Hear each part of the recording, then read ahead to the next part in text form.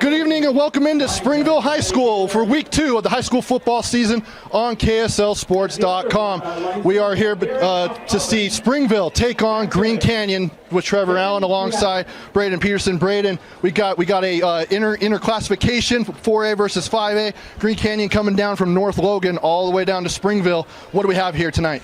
Yeah, really exciting matchup, right? Green Canyon will start up with the big fellas from up north. Green Canyon's really focused on playing old school smash mouth football. They love to run the ball and they love playing defense, right? They sit in that old 3-3 stack defense, 3 high safeties, and they are very, very physical. And in return, they're going to get more smash mouth football because Springville is downhill all the time. Now, speaking of that, you've actually got some keys to the game. I mean, you and I both talked to both coaches prior to the game. What do each of these teams need to do in order to get a win? I don't want to sound like a broken record, but the most important thing today is going to be the trenches. Springville's offensive line is absolutely dominant. You saw it last week against Alta. All of a sudden, a flip switched in their mind, and they moved bodies the rest of the night, and it was game over. For Green Valley, it's going to be being able to stop the run and force Springville to throw the ball. If they can pull Springville out of the run game, they're going to have a chance to stay in this one. But if Springville's able to dominate the clock, it's going to be a rough night. Now, as you can see, both teams are meeting at the 50-yard line. The captains are to figure out who for the coin toss, who's going to get the ball and who will defer to the second half. Now, as you can see, Springville bringing out a little red tonight.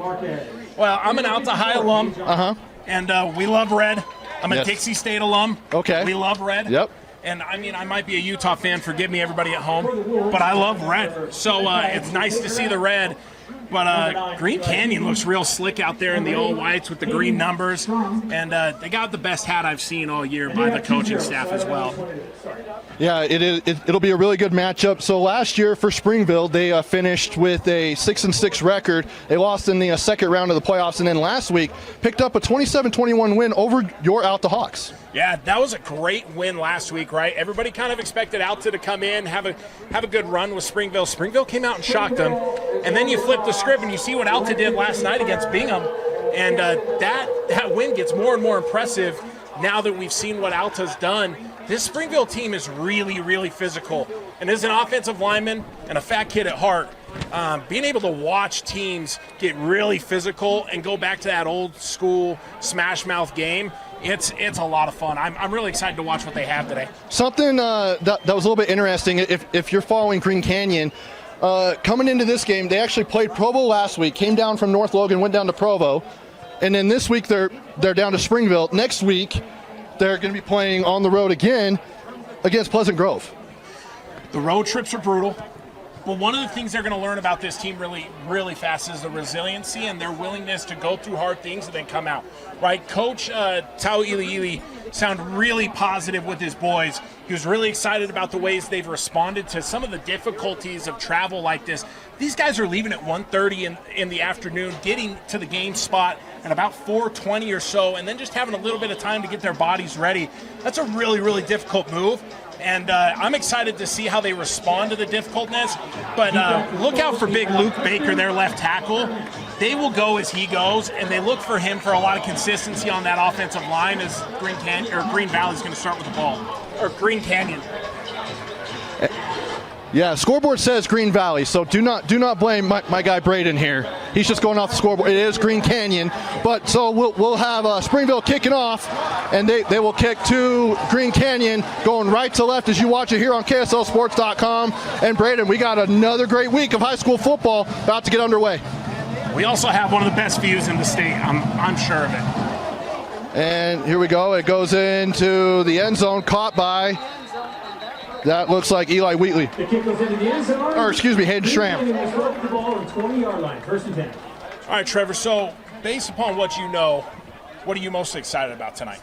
I just want to see the battle between Green Canyon's defense and Springville's offense, because as we've seen in years past, especially under Coach Tau Ili, is that they're very stout on defense, and they really pride themselves on flying to the ball and getting stops on defense. Yeah, absolutely. You know, one of the matchups I'm excited to watch is McKay Caldwell up here on the defensive end spot for Springville, going against Luke Baker. I think that's going to be a fun matchup to keep an eye on today. All right, and then another thing we'll talk about, I want to ask you, there's actually a quarterback competition going on with Green Canyon. They're coming out with number 15, Carter Perry, out at quarterback, but over the last couple of weeks that they've been, as ball goes out, but Perry's going to keep it. He'll lose yards on that play, but it's been between him, Carter Perry, the junior, and then number 10, Ethan Monk, who's a junior as well, battling for that quarterback spot. Yeah, it was interesting talking to Coach Tao before the game, right? Mentioning kind of the differences between the guy. Ethan Monk is a very settling presence for this team. He's very, very consistent. And then Carter Perry, he's explosive. He can be really exciting. He can make big plays. And Carter Perry's going to get the run to start here as they want to see this offense kind of explode in game 2. All right, so split backs while he's in the gun for Carter Perry. He'll take the snap, drop back, he'll roll out, and the ball is out. He's trying to reach for it, and Springville jumps on top of it. A strip sack fumble, and I believe that's number 9 for Springville who got on top of that, Braden. Trayton Harris, who Coach Valetti told us pregame that was going to get some looks today, comes screaming off the edge on the right tackle, gets his hand on that right arm of Carter Perry, drops the ball right in the pocket for his defensive line comrade, I can't speak, to scoop that ball up, and here they go. So it is first and goal at the 7. Great field position if you're Springville for a chance to make a statement here early. So Liciate Valetti is in at quarterback. They're in the I formation. He'll hand off to the fullback. As Brian Brown always says, here in Springville, making fullbacks great again. That's exactly right. We go Valetti to Valetti right there on cousin a to cousin play, and right up the middle for another quick 4 yards right there, maybe 5. Yeah, a 5-yard gain. Line again. Here they go, moving bodies, and it's going to be like a long, slow burn, is what Springville is going to be going with. Second and goal. Ball is at the 2. Once again, I formation with Valetti at fullback. And then Trayton Harris in at running back. Valetti under center. He'll take the snap. He'll hand it off to Harris. He's trying to truck his way in there, but a great stop by a herd of Green Canyon Wolves. Yeah, this Green Canyon defensive line's playing really stout right here on the goal line. One of the things that happens is we get closer and closer to the goal line for the folks at home. The playbook, it gets smaller and smaller and smaller, right? You don't have as much room to work with, so you start getting to things that look similar. In Green Canyon's defense here, at this point, they know they can anchor down. They got to play 3 yards of just absolutely tough defense and then let their backfield roam and take care of the rest. So on this third and goal at the 2, they didn't gain anything on that last play. Do you kind of go deep into that playbook, get a little trickeration, get a little fancy here? If it's me, I'm either looking play action or I'm going quarterback power. And it looks like we have a timeout by Springville. Couldn't get the play call in time, and play clock was going down. We'll go ahead and take it with them. Take a little break. We'll be back with third and goal after this here on KSLSports.com. With a Tab Spend checking account, you earn big rewards. It's hard to not make a scene. Cash or card? Oh, my card's right here. That's a big card. You should see how much it's earned me. Sorry, Grandma. Tab Spend isn't just another checking account. It's packed with benefits. How do I get one? Just scan this QR code or go to tabbank.com. It's all online and super easy to get started. Third and goal, ball at the 2-yard line. If you're just joining us, Springville got the ball at the 7-yard line off of a strip sack fumble and was able to recover it. We had some fireworks to start this one, didn't we, Trevor? Yeah, we did.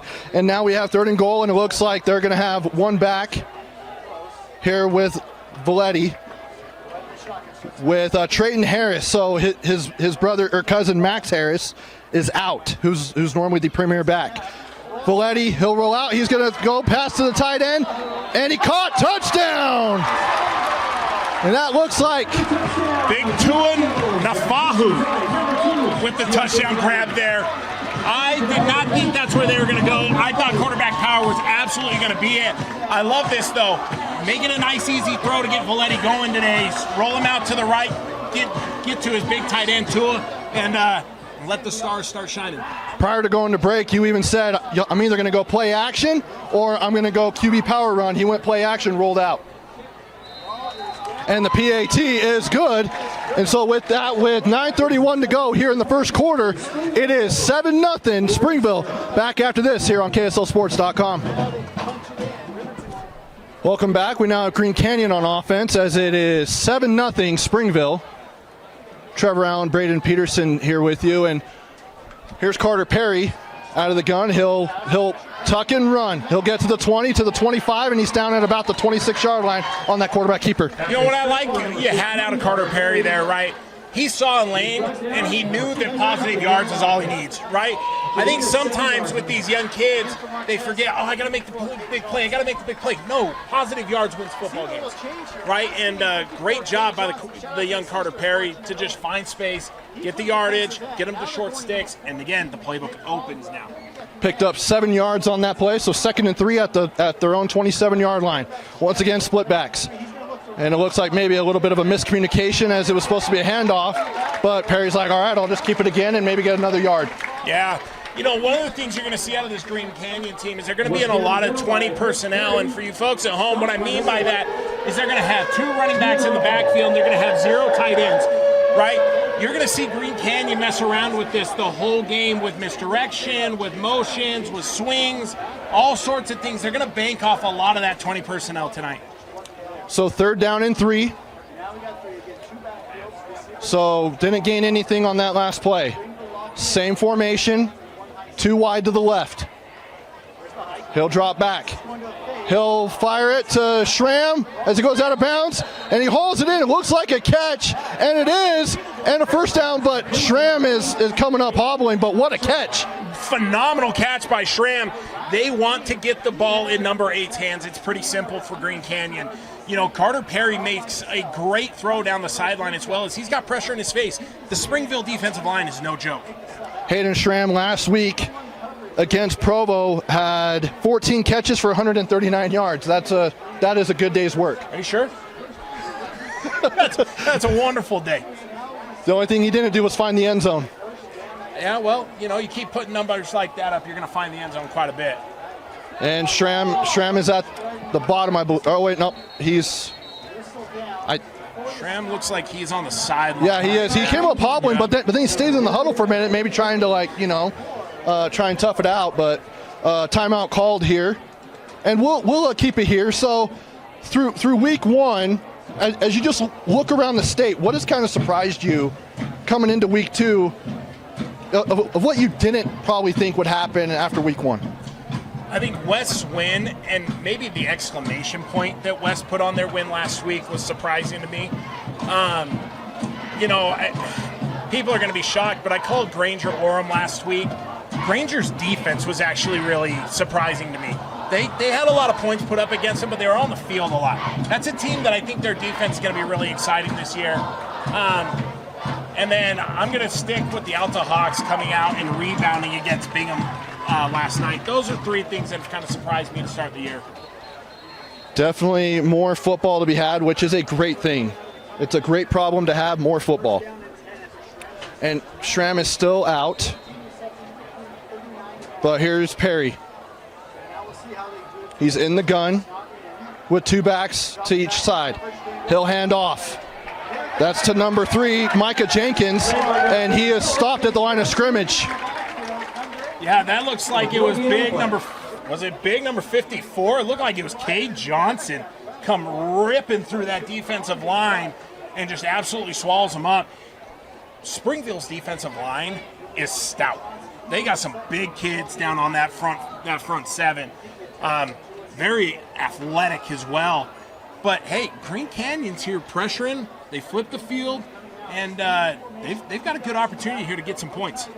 They now are in Springville territory.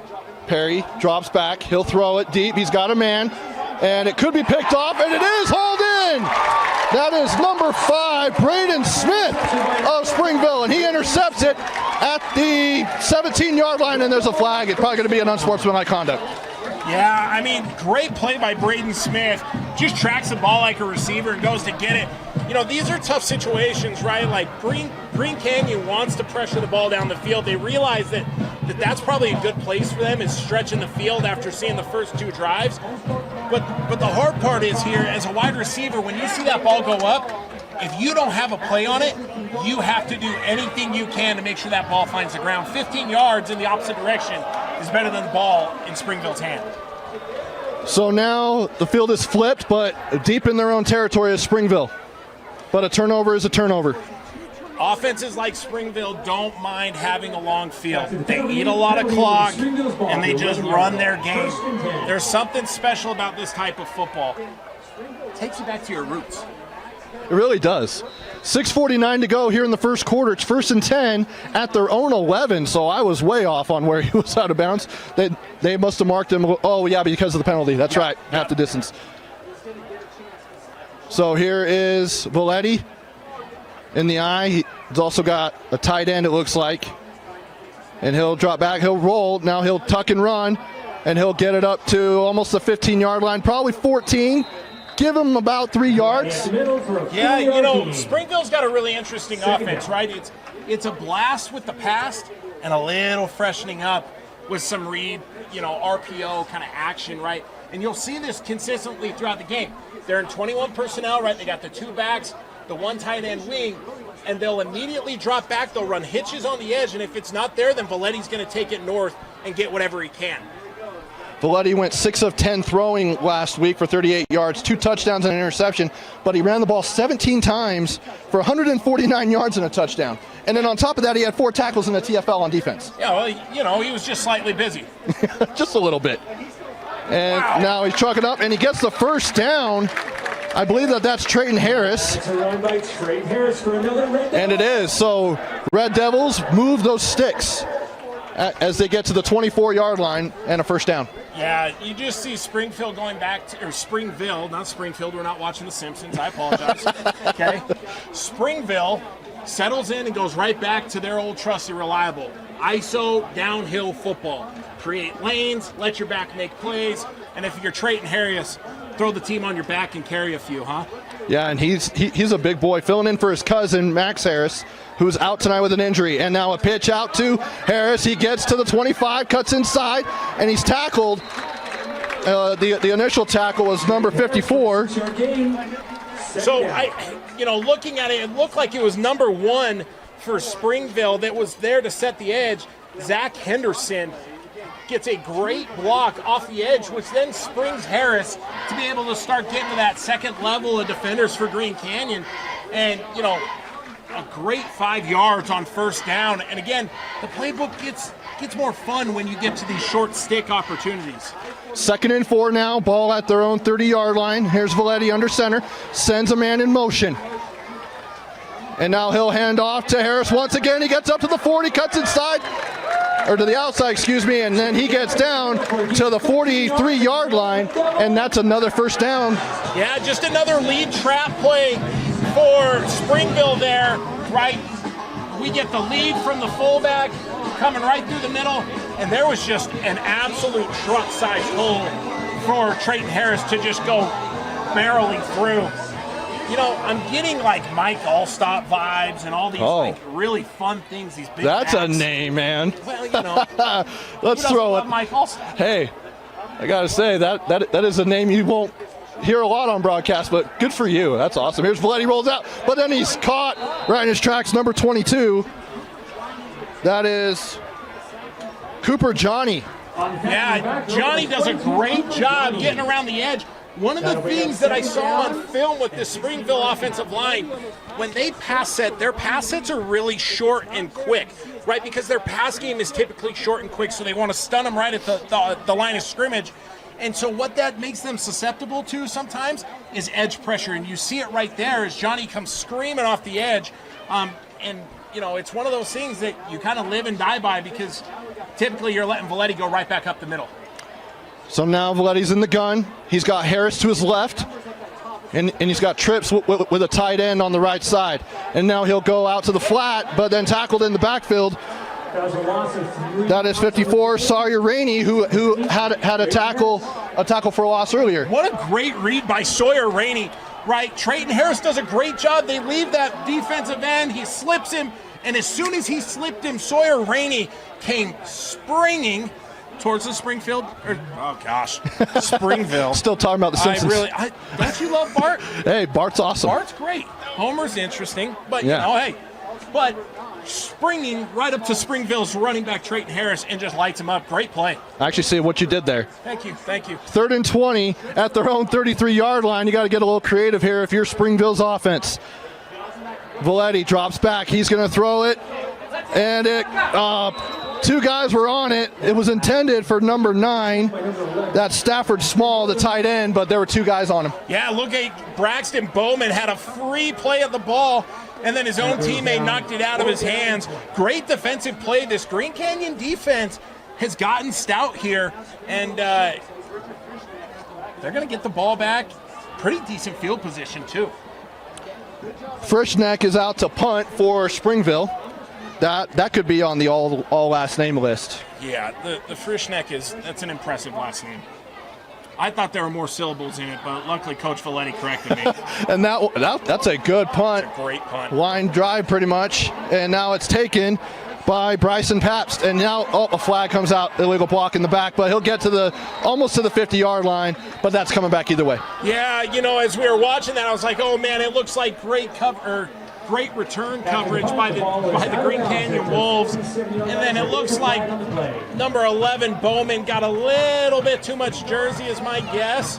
Again, I don't believe in holding as an offensive lineman, but, it does get called occasionally.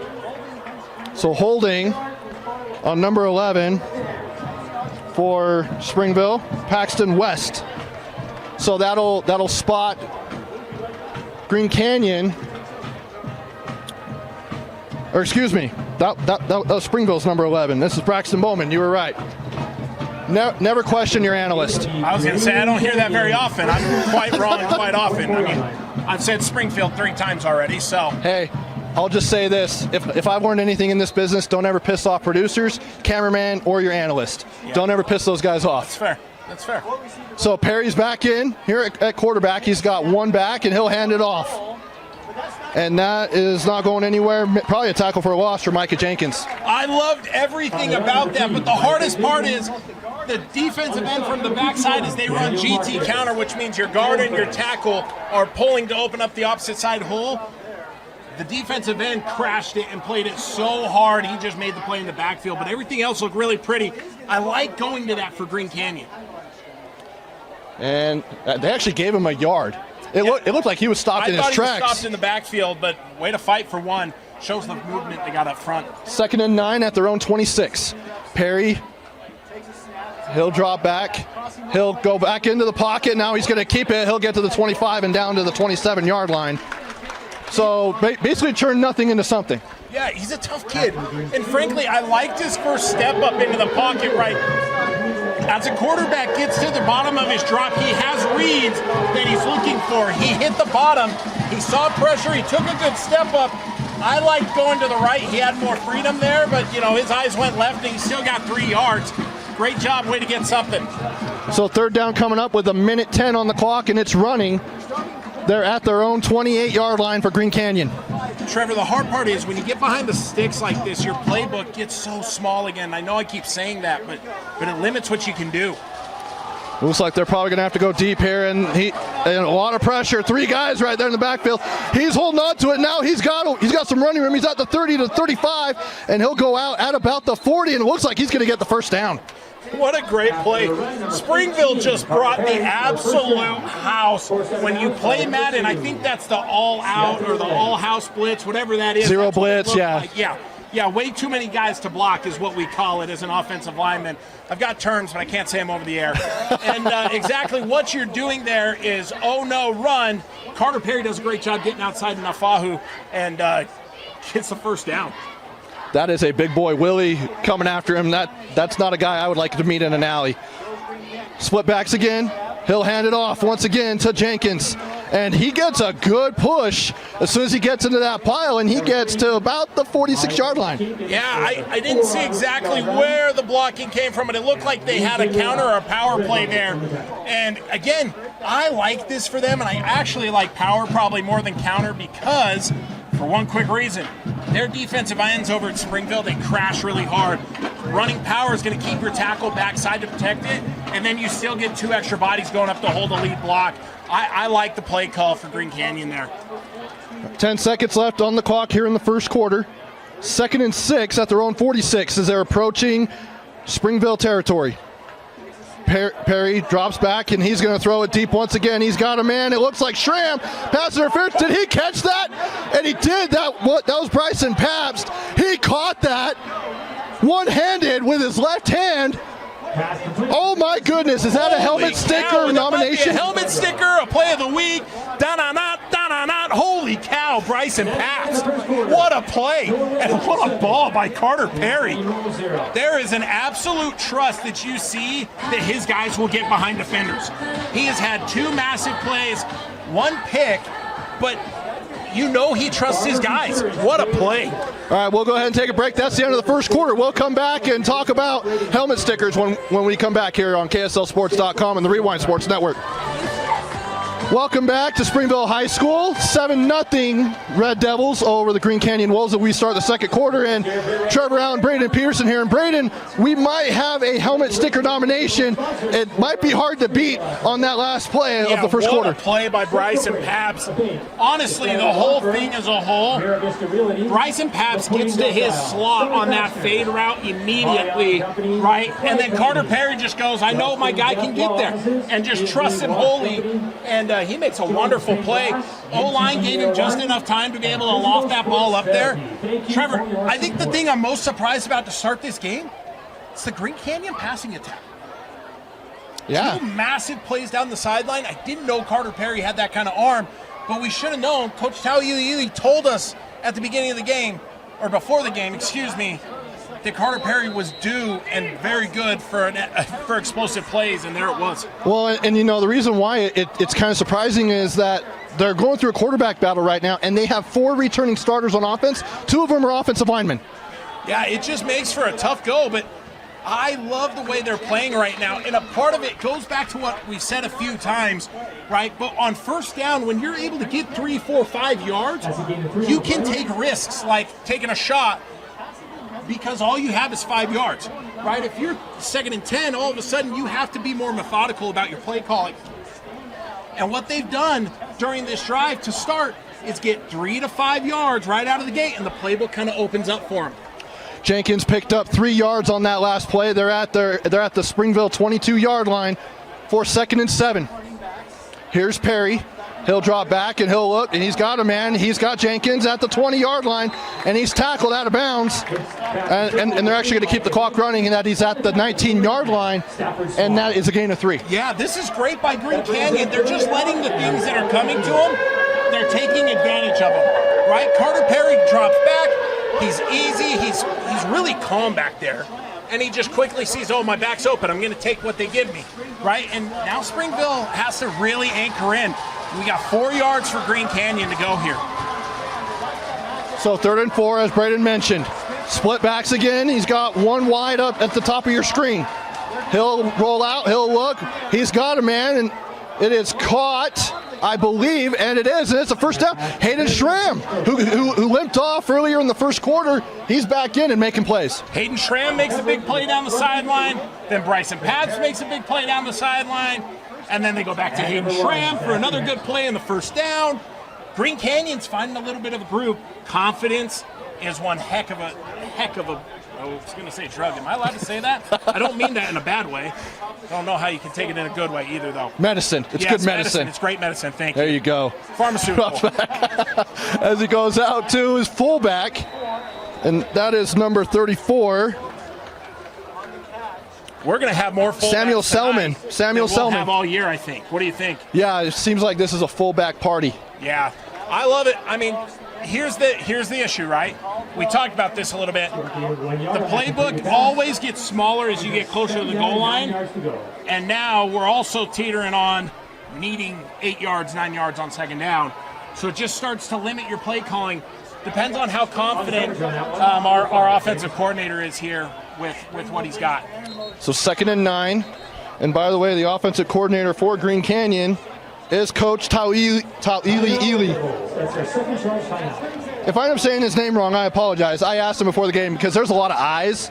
And I don't have a problem with Polynesian names. I used to cover the University of Utah, but I asked him, I was like, okay, it was a little intimidating seeing all those I's. Yeah, I mean, Coach Tauili is in the coaching and the team business, right? There's no I's in team, so he took them all upon himself. I like that. And, look at this. He taught selflessness for his team. Look at this. And, I'm impressed with Coach Tauili. This is the first time I've ever met him, and awesome guy. Really, really nice guy. Sporting the man bun, by the way. He was. Way more hair than, frankly, you or I have. Yeah. But I can only speak for myself. I'm just lucky enough nobody can see the top. People can see the top for me, and it's not a pretty sight. Yeah. But I'm glad I'm up top here. Yeah. No. Where, By the way, Springville, bravo, bravo, bravo. Thank you for not making me climb a ladder. Okay, I'm like a bear on a tricycle going up one of those things. It's nothing anybody needs to see, and if they're gonna see it, I want them to at least pay for the circus. A timeout taken by Springville. They have 1 remaining here in the half, 2 for Green Canyon. And now it's 2nd and 9. Ball at the 11-yard line for Green Canyon.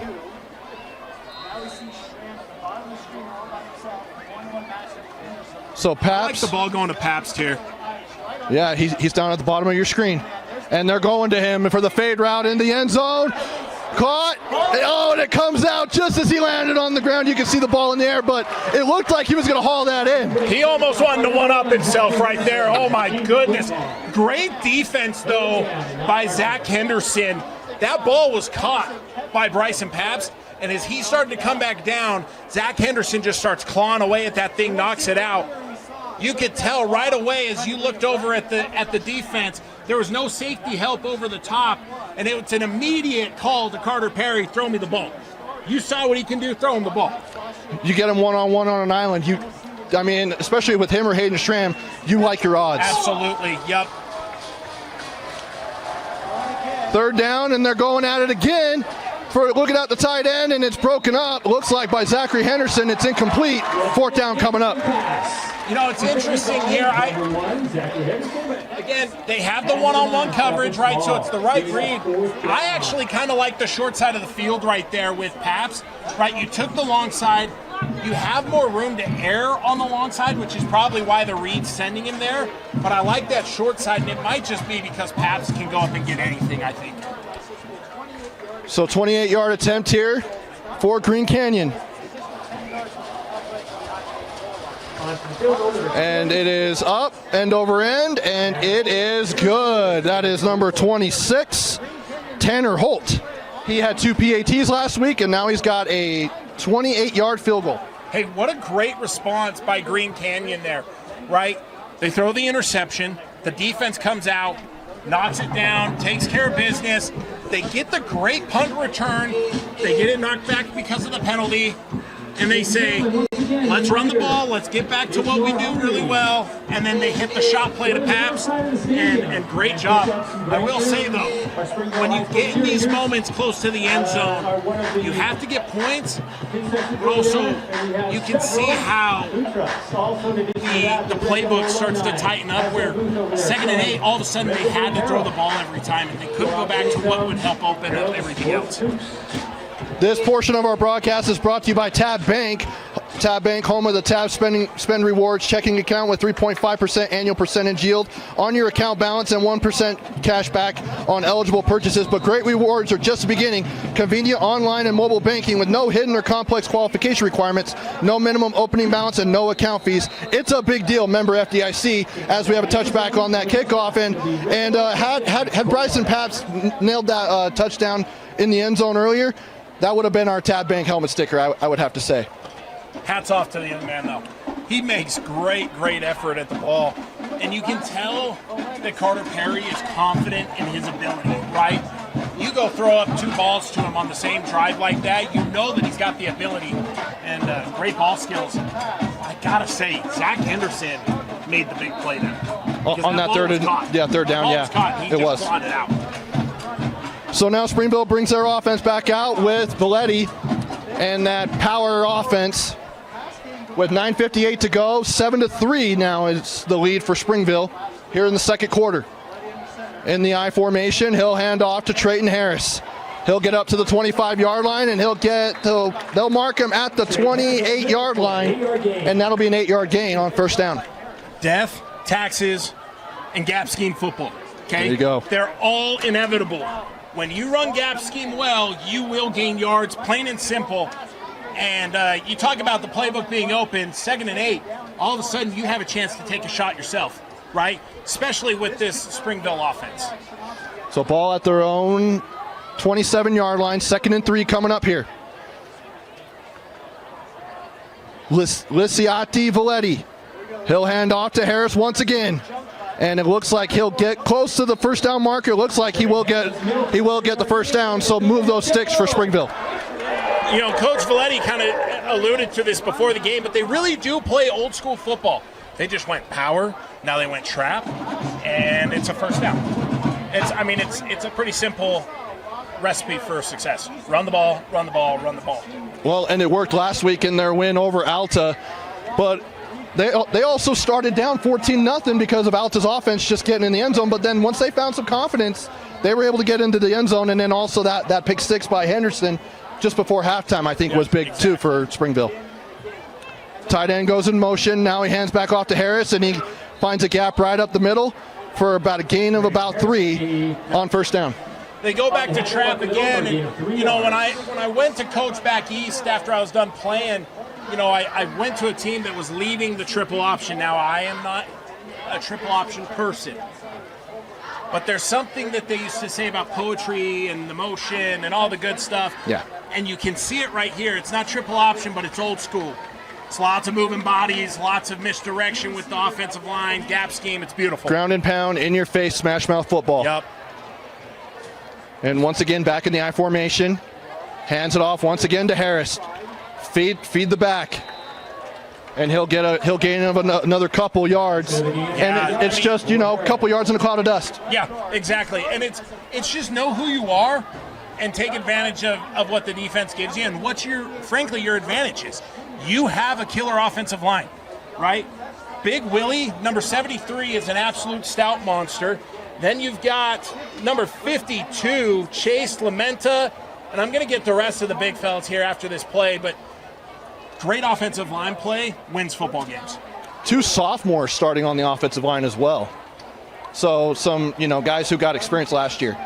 And now handoff once again to Trayton Harris, and he's going to get the first down before being brought back down to the sticks, but forward progress gets him to about the 43-yard line. So everybody's going to love the catch and all that good stuff. Big Willie, number 73, just got his chance to pull, and he just ate dinner. He munched that man, put him square on the ground. He loves pancakes. Pancakes for dinner. He loves and pancakes. I love breakfast for dinner. Pancakes is the way to go. Especially on a Friday night. 1st and 10, once again, just moving those sticks slowly. A long drive here for Springville. And now they go to the fullback, to Valetti, to Iono Valetti. And it looks like he'll be stopped right at the line of scrimmage. Oh, it's a great job by Green Canyon, but here's what we're going to see, right? This is where the game inside the game starts to happen, right? Springville just starts ground and pound. They do their thing. They take advantage of what the defense gives them. Now the defense has to bring guys into the box. And what this is now going to do is you're going to see Springville eventually go back to that pass game or that quick RPO action out of 21 personnel, and then let Valetti decide if he's got the hitch or if he's going to run it himself. Now in the gun is Valetti. The Valettis are back there, but it's a high snap, but he rolls out anyway, and he's going to get stopped before he gets a chance to throw it away, and he is stopped at about the 28-yard line. They're going to mark him at the 31, it looks like. Yeah, it's a tough one for the center there. Sometimes you just get a little antsy, or you're not hearing things right, or whatever it may be. That backside raises as you go to snap that ball, and it just goes sky high. It's now 3rd and 21. Yeah, feel for the poor young man. 3rd and 21, but also, I mean, he isn't the tallest kid out there either. I think they list him at 5'9", 5'10". No, he's not. That definitely doesn't help. And the beautiful thing is, though, is he is dynamic with the ball in his hands. And so don't be shocked if they make some kind of crazy play here. And they got a different guy in at quarterback, and it looks like Springville's going to call a timeout. I think one of the coaches down there is yelling at him, which is number 17, Bo Halverson, the backup quarterback, is in. Maybe they're going with a little more arm strength in there. I mean, Valetti's really good with his feet, but yeah, maybe he's just trying some things out, but couldn't get the play off in time. Yeah, it'll be interesting to see what the thought process is here. You know, he looks a little bit more like a finesse player, at least, you know, stature-wise, things like that. It'll be interesting to see if they're just trying to get the ball down the field and take a shot. I hate to say it, but if it gets kicked, it's kind of like a punt, right? So it'll be interesting to see kind of what the thought process is here. I mean, with 3rd and 21, I mean, you might as well try and go deep, because if it does get picked off, it's like you just punted just a down earlier. You know, to say this too, you know, they're going 5 wide right now, and looking at what it's doing to their defense right now, it looks like they've got maybe 5 guys that have a real true run fit. Don't be shocked if this is a draw play. All right, Halverson has trips to the bottom of your screen. The lefty is hit as he goes down. He's sacked. That looks like number 9. That's Eli Wheatley, the star linebacker, defensive end. Eli Wheatley does a great job against Chase Lamenta. Goes across. It looked like he crossed his face as he hit his point on the edge, and then Halverson just didn't have a chance as being a lefty. That's his blind side. Yeah. So 4th and 30 now. As they say, 4th and a mile. 430 is about what the scale looks like when I step on it. I wouldn't say that. It's not that bad, but it is getting bad. As it goes, number 11 picks it up. That is Braxton Bowman. I don't think he really expected to get that. The ball was just right in front of him. He's like, all right, I'll catch it and go. Yeah, great field position for Green Canyon here. And Green Canyon's defense has found something here. Coach Taili said that defense is kind of their anchor. That's what they've been known for a long time, right? That was how they were able to get to the semifinals 2 years ago. Exactly. They're stout, and you can see it. They're not bigger than Springville, but they are assignment sound and where they need to be. Taili is in his 3rd season, only 8 losses. 18-8 for Coach Taili. Here's Perry. A little bit of a low snap, but he'll roll out to his left. He's got Schramm, and it bobbled, and it's caught, picked off. And that's Zach Henderson for the 2nd straight week has an interception. Zach Henderson's one heck of a DB. We've seen him make 2 big plays now. Shuts down the touchdown in the corner and then locks up Hayden Schramm on the comeback. And there was a lot of hand fighting for that ball right there, and it just kind of dibble-dabbled across the hands. Blocked right in. Great play by Zach Henderson. Is that a potential helmet sticker nomination? I'd give it to him. I mean, it could be game-changing if we're being honest. Like, Green Canyon had a chance to come down, score, take the lead, and now we're on a short field for Springville with momentum. Mark it down as a helmet sticker nomination. We'll get one out towards the end of this broadcast, but we got a couple of great plays so far here, Huge Braden. Plays. Yeah, huge. So now 1st and 10 at their own 42-yard line. Here's Valetti under center in the I formation. And now they'll go to Harris. And that is a big number 88 on Green Canyon. I just noticed who swallowed him up. That's a big boy. Yeah, huge kid. And then you've got a flag right here in the middle. Carter Marshall is his name. Carter Marshall. Nice tackle, young man. There is a flag. We'll see what it is. We've actually got. We're actually going against Springville? No. Okay. Number 22 on defense, that is Cooper Johnny, who had a sack earlier in this game. Cooper Johnny plays with some reckless abandonment. He comes downhill quick. So that'll be a 15-yard penalty and move Springville into Green Canyon territory at the 39-yard line. 1st and 10 here. 4:15 to go till halftime. Valetti, he'll take it. Play action, he's going to look deep, and he's got a man. And almost caught it with one hand. That was intended for Damian Tupou. First off, way to get past the defense there by Tupou, and a pretty solid ball by Valetti. But really, the prized possession here for me, Valetti had all day to throw. Yeah, he did. The offensive line really was stout right there. And what I was going to mention is what you're noticing with Green Canyon's defense right now is that they've got a stand-up interior defensive lineman. And as an offensive line, you really have to get to your rules and just trust your rules in those moments where they're walking around like this. I formation, and actually a different quarterback's in. Little trickeration, it comes back with a flea flicker, goes deep, and it is caught into the end zone. Touchdown! Touchdown Springville! Beckett Burton on the trickeration to Tua Nalufahu. Wow! Touchdown Springville! We're hearing a lot of whistles. There is a flag on the play. Oh, and it might be coming back. Illegal shift. What a painful one. Extremely painful. That would have been a helmet sticker right there. Would have given it right there. First off, what a great job staying concentrated on the ball by Tua Nafahu. Great job as it went through 2 different sets of hands. The other thing there, number 6 for Springville, Siosi Toki, he took that reverse and had all the space in the world by himself. He could have just went out wide, yeah, but easily. But just all that gone on an illegal shift. That's painful. I formation now. Valetti's back in. Hand off to Trayton Harrison. He is stopped in the backfield. Up the middle for no gain. And for no gain, it looks like Carter Marshall. Is it? I think it's Eli Wheatley. Oh, it is Eli Wheatley. Eli Wheatley is starting to kind of become a problem for Springville's offense.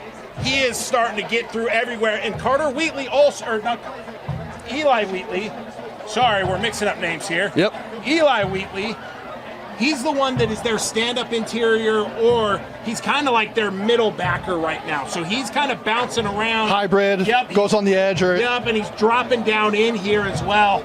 So it's kind of hard to account for him for this offensive And right line. now he's right up on the offensive line in between the tackles. And it goes to Trayton Harris. He gets past it, now he goes to the outside to the 40, and he's fighting to get back to the original line of scrimmage. And he'll pick up a good gain there on 3rd down. 6 yards, but it's still not enough. Yeah. So bring up 4th and 9. Yeah, great blocking there by Brigham Durfee, getting downfield, the big man, number 58. I'm impartial. It's the best number in football. But great blocking downfield, giving Trayton Harris everything he's got. And looks like we're going to get going for it on 4th down. What do you think, Trevor? Yeah, 4th and 9, I mean, are you kind of shocked? I mean, punting, you would cough and corner it. It's probably out of range of their kicker, would you say? Yeah, you're definitely outside the range of your kicker at this point, unless you have Dylan Curtis. Yeah, that's true. And if you don't know who Dylan Curtis is, he's the starting kicker for Utah. And that is going to be, even if it is complete, it's still turnover on downs. I like the play call by Coach Bills and Coach Valetti here.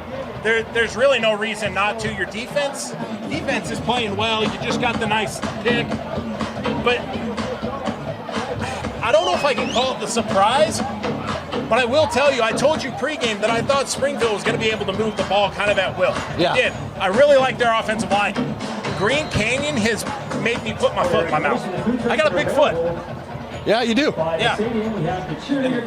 But kind of hard for it to get there, honestly. But it's something you want to see. Yeah. I knew coming in it would be a really good defense, which is why I was curious to see how Green Canyon's defense would go against Springville's offense. Yeah. And so far, it's living up to the bill. As now Perry on a QB run, and he'll probably get back to the line of scrimmage if that. Yeah, he will. With 2:10 to go and the clock's running. Yeah, interesting play call. It looks like it was almost what they called on the first play of the last drive as well. It looks like they're just trying to get Carter Perry on the edge and then allow him to make a decision. If he's got a guy open, hit him. If not, just go take what the slots give you, kind of like a wide zone almost. Kind of interesting to see what it all looks like. Interesting play call. 2nd and 10 at their own 38-yard line. Perry with a back to his right. He's got 2 wide at the top and the bottom. He'll drop back, and now he'll look. It's deflected, picked off! And he heads to the 25, to the 20, down to the 10. He's going to take it to the house. Wesley Ursley with a pick 6. Touchdown, Springville. What a play by the defense. One of the defensive linemen gets their big mitts on it. It was pretty solid pass protection, but that ball just went right over the top. Hands went up quick. Ball's in the air, and it was a tip drill, tip 6, or I think we call it a tip 6, don't we? We could call it a tip 6. Why not? I like it. Yeah, I do too. And you asked about helmet stickers. That's a helmet sticker type play. But there's 2 young men that made that one happen, specifically the big man who got his big paws on it. So with a minute 27 to go, Springville, a big play to boost their confidence now. And it looks like it's blocked, and it doinks off the left upright, and it is no good. So 1:27 to go. Our score is Springville 13, Green Canyon 3. Back with the final 1:27 after this here on KSLSports.com and the Rewind Sports Network.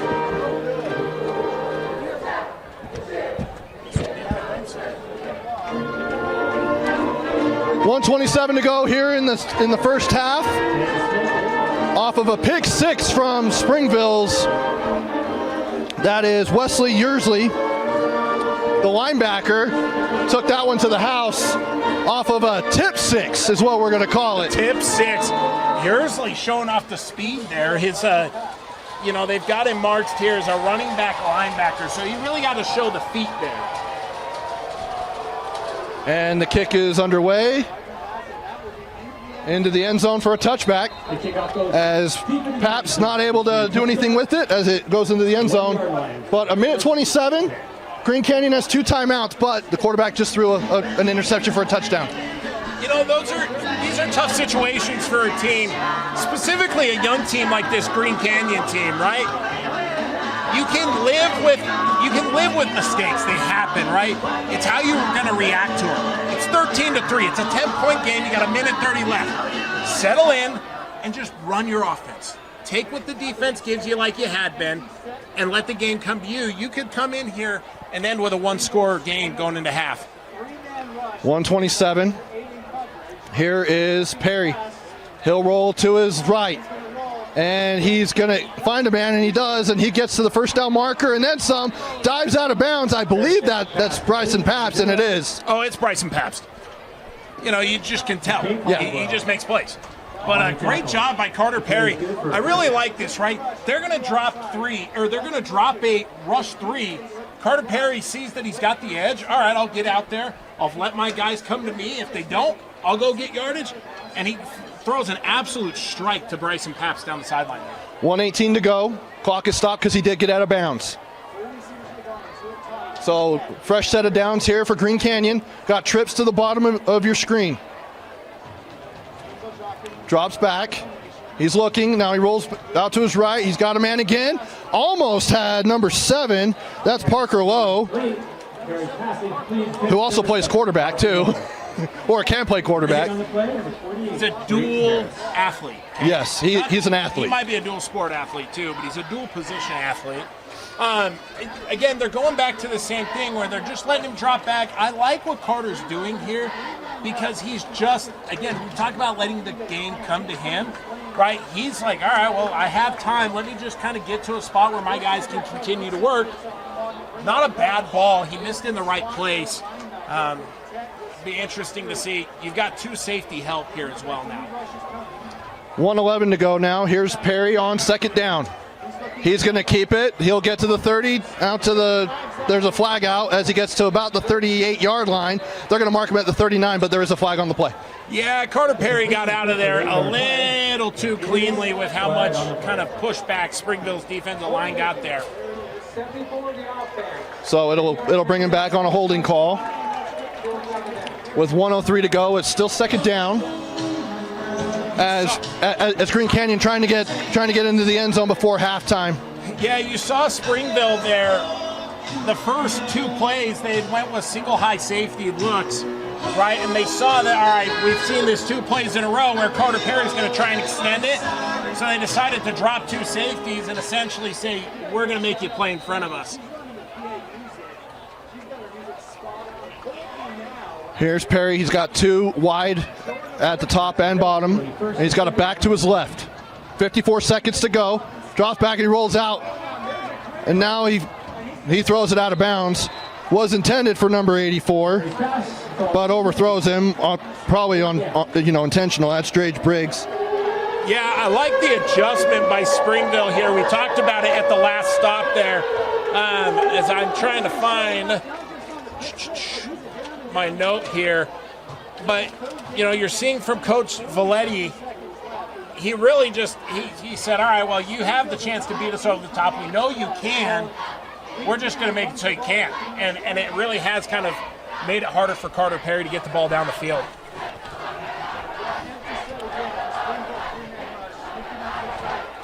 Third and 21 now. Perry goes up into the pocket, and it looks like he's going to get swallowed up and sacked at the 19-yard line with the clock running. But Springville doesn't have any timeouts left, so they can't really stop the clock. It's a really, I'm not sure he knows it's a smart play, but if he does, it's a brilliant play.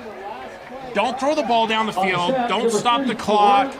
Don't potentially throw an interception. Take the sack, and this will take us right down to halftime based on the game clock and play clock. Yeah, they will, because there's a 1 second differential between the game clock and the play clock. I almost said shot clock. I was in basketball mode for a second.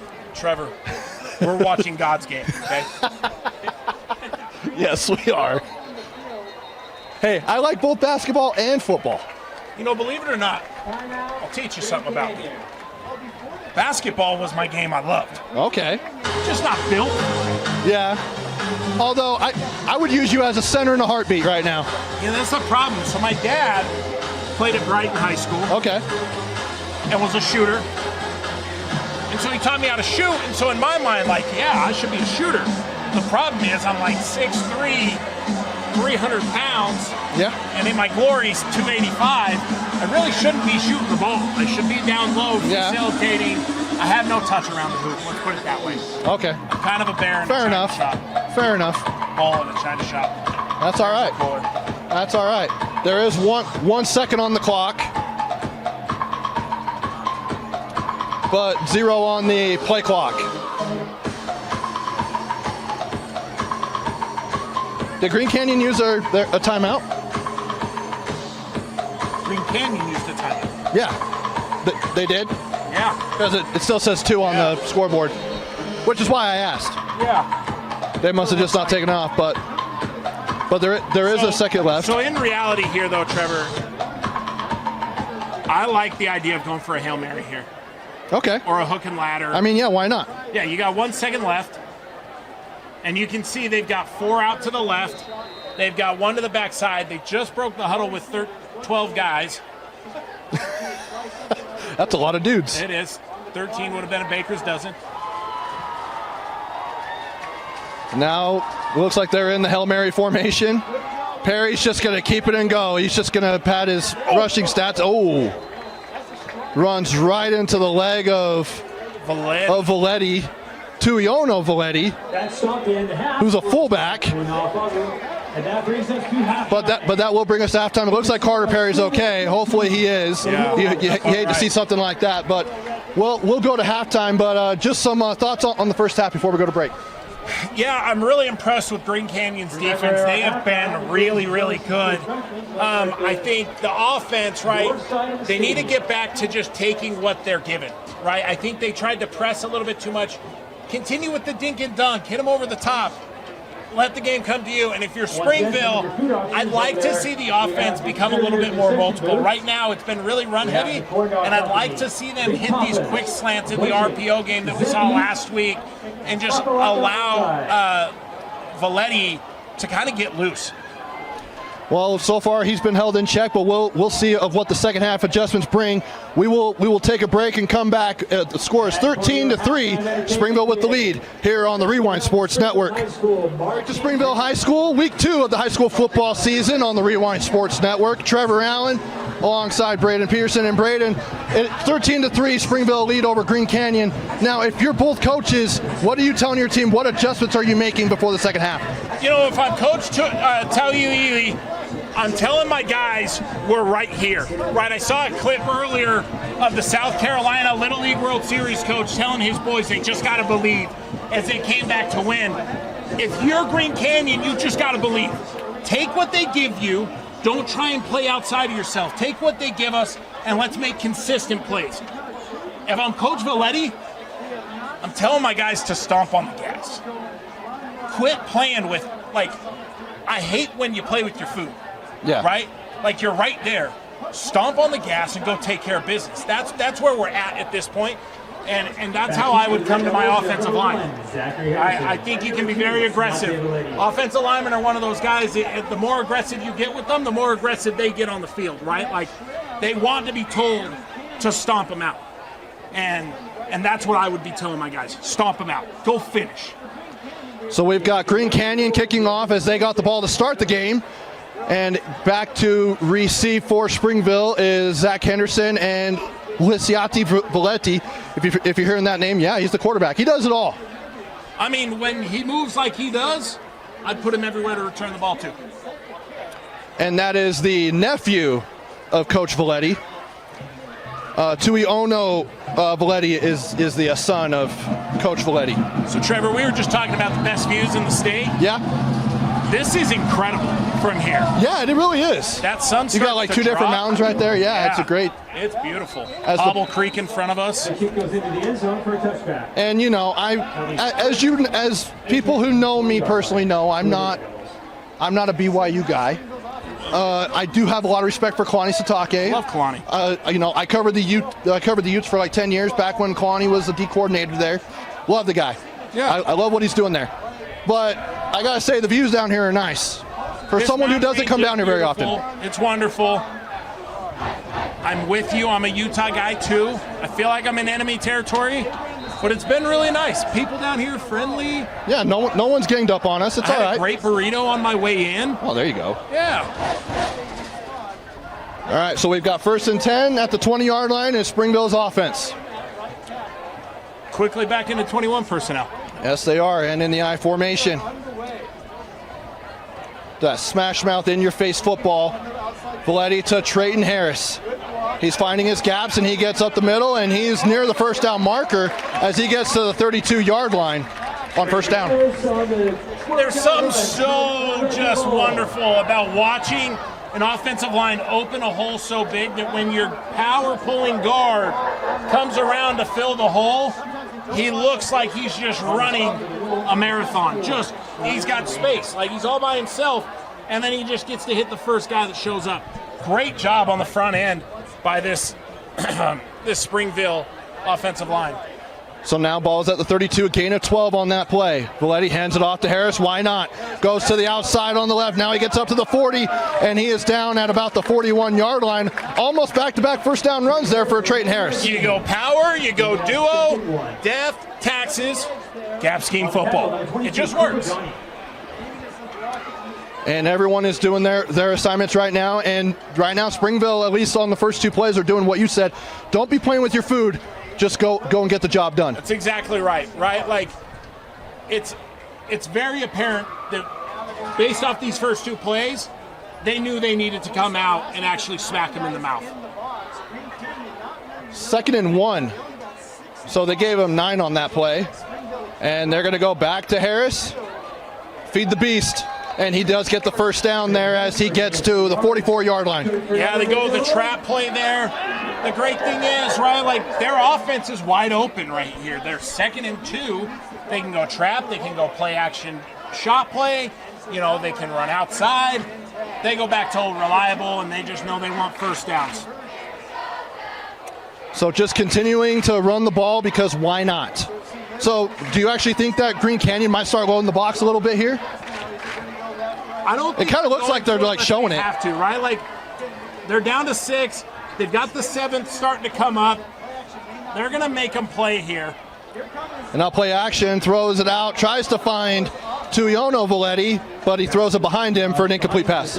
If I'm Coach Tauili, I'm telling my DC, show pressure, show everything in the box, force them to throw the ball, right? If I can make them think this box is too heavy and I got to throw the ball, now they're behind the sticks, right? Amin Samia is the defensive coordinator for Green Canyon. Tau Ely is the offensive coordinator and the head coach. And now it's 2nd and 10 at their own 44-yard line. Once again, I formation. Here's Valetti to Harris, and he is stopped. And it looks like that's Wheatley. Eli Wheatley, is that who comes up with that tackle? What it looked like, or number 54 would be the other one, as I'm trying to find my numbers here. That's Sawyer Rainey. Yeah. So between Sawyer Rainey and Eli Wheatley, you had your tackle there. Again, you're going to see a pass play here. You're on your own side of the territory. Watch play action and some kind of quick pass. 3rd and 10 as he sends a tight end in motion. And now he hands it off to the tight end.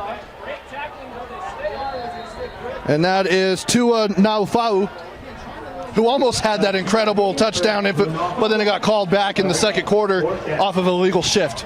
Yeah, and he almost had that broke right there, but number 35 for Green Canyon.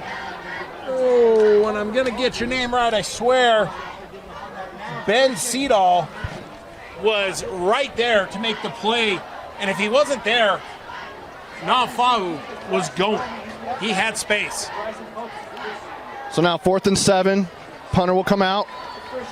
Frischneck boots it away. And that will go back to Bryson Pabst at the 10. And he is brought down. He might have snuck away from it, but then he does. But ends up getting a tackle right there. I believe that's number 32. Braden Smith was initially there on the coverage, does a great job of getting Pabst tied up, and then number 32 comes through and finishes and cleans it all up as I'm trying to find your name, son, but great job cleaning up that play. Stephen Strom coming in and making the play to finish. I love Braden Smith, though, just breaking down and not over pursuing Pabst. Because it's easy. Pabst started to give him a little bit of a wiggle. He just settled right into it, let me play the hip, and just light you up. So with 8:43 to go, it's 1st and 10 at their own 14-yard line for Green Canyon. And just like we ended up talking with Coach Ely, Carter Perry is still in the game. And he goes to Micah Jenkins on that first down run, and he gets a gain of about 3 or 4. Yeah, I like this, right? Again, you and I talked as we walked down at halftime. We said you got to play ahead of the sticks. On their scoring drive, they got ahead of the sticks and the ball just started to move, right? When they fall behind the sticks, they're in trouble. Here they are. They're 2nd and 5, 2nd and 6. This is a really good spot for them. They can run or pass out of this and kind of opens up the offense. I've got a thought on the quarterback battle that Green Canyon's going through. We'll go through that after this play as the handoff goes to Jenkins once again. He'll get through a gap, but then he is stopped just past the 20-yard line. It looks like he'll get to about the 23-yard line. And Coach Tau Ely said to us pregame that they're trying to figure out who the quarterback is. He said if everything goes well, you won't see the backup in this game. It looks like even though Carter Perry hasn't had some of the best plays, he's also made some great throws as well. Yeah, I love this because they're young quarterbacks. They need the reps. These games, they matter to everybody, but they don't hurt you when it comes to, you're standing for playoff. Like you're going to make the playoffs either way here. Region really is important, so why not get the reps right now? Get your team rolling and getting them to kind of that high point. Exactly, and Carter Perry, speaking of him, picks up the first down on 3rd and 1 on the quarterback keeper. One of the things you've noticed out of Perry, and I think it's why you're seeing him as soon as we see that Monk starts jogging in, Perry looks like his arm got a little bit banged up. I don't think you'll see him out for very long. We do have Ethan Monk, number 10, is in at quarterback. A junior as well. Both quarterbacks are juniors. And Monk takes the snap, and he will hand off, and he's out and running. That's number 34. Samuel Selman. It's an absolutely great run play. We used to call it a cross buck when I was a kid, but you run your running back across the formation, he acts like he's getting it, then he bends back and kicks out that defensive end, and then you hand it to your same side back, and just an absolute crease by the O-line right there. I actually run that play on College Football 26 on my Xbox. There we go. Hands off to Jenkins. He'll go back to the left side, and he'll get near the first down marker as he gets into Springville territory to the 46-yard line. And it looks like he's hurt. It looked like when he went down on that tackle, he got hit pretty hard. Yeah, the way his feet popped up, I don't know, I may be wrong. It looks like he landed pretty hard, full body weight there. And he is down. So while the trainers attend to him, we will take a break. Be back after this here on the Rewind Sports Network. With a Tab Spend checking account, you earn big rewards. It's hard to not make a scene. Cash or card? Oh, my card's right here. That's a big card. You should see how much it's earned me. Sorry, Grandma. Tab Spend isn't just another checking account. It's packed with benefits. How do I get one? Just scan this QR code or go to tabbank.com. It's all online and super easy to get started. Micah Jenkins is coming off on his own free will, which is a good sign. The running back, he's had two great runs on this drive, and then the other one from Selman. Green Canyon has a whole stable of backs, as does Springville, but they're a little banged up with Max Harris not suiting up tonight due to injury.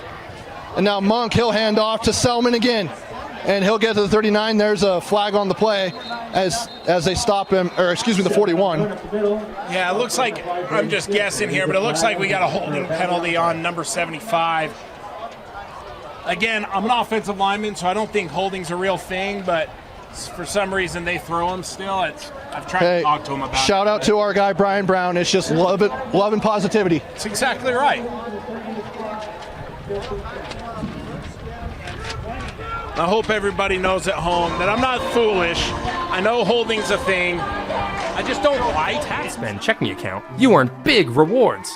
It's hard to not make a scene. Exactly.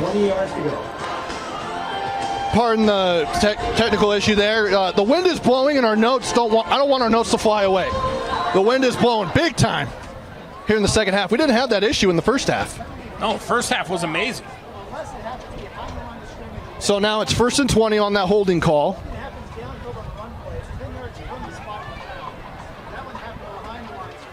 And now it's split backs again for Monk. He'll hand off to Selman, and he'll pick up a couple of yards on first down. Doesn't get back to the original line of scrimmage, but he picks up about 3 or 4. I want to see the Green Canyon quarterback, whether it be Monk or Perry, pull one of these. It seems like there's a read option here, the way he's pulling the fake after he hands the ball off. And I really want to see them pull one of them because he's got space off that backside. They're getting great movement on their run blocking, but they're taking up a lot of, what's the word I'm looking for, the focus of Springville, and they've got room backside. Split backs once again. Monk, he'll drop back and pass. He's got a man at the 50-yard line, and he gets tackled big time. That was number 47. That's Tate Hyam. And Trayton Harris is all over the field today. Whether he's running over people with the ball in his hands or running over people who have the ball in their hands, he is absolutely all over. That's a great play by him, as, you know, Green Canyon's just trying to get a little bit more so they can play for potential 4-down territory up here. So now it's 3rd and 15. Ball at their own 49-yard line. Green Canyon with a big play here from Monk. He'll drop back, he'll throw, he's got Pabst. And great coverage there by Zach Henderson as he's not able to get around him. It's not a bad ball by Monk. Pabst was trying to figure out where that ball was going to be. If he keeps running, I think he's right there. We talked about this last week as we watched Orem and Granger. Sometimes these receivers, they're young, they're still learning, but get downfield. If that ball's short, come back through everything and force the officials to make a call, right? I think there's something about making them, I don't mean this in a bad way, but make them earn their pay, right? Make them see it. And the punt is away. And it is caught at the 16-yard line. He's going. I believe that's Damian Tupou. Or no, sorry, Siosi Toki.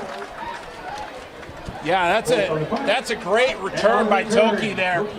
It's one of those things where I don't think that punt was supposed to head towards Toki. It was a great kick, but all his coverage was on the east side of the field, on the top side for everybody at home, and that ball ended up on the near side, and all of a sudden there was just nobody there for coverage. There was a big gust of wind that just went right at us, too. And we're actually facing east. So now Lisiati Valetti is in again at quarterback.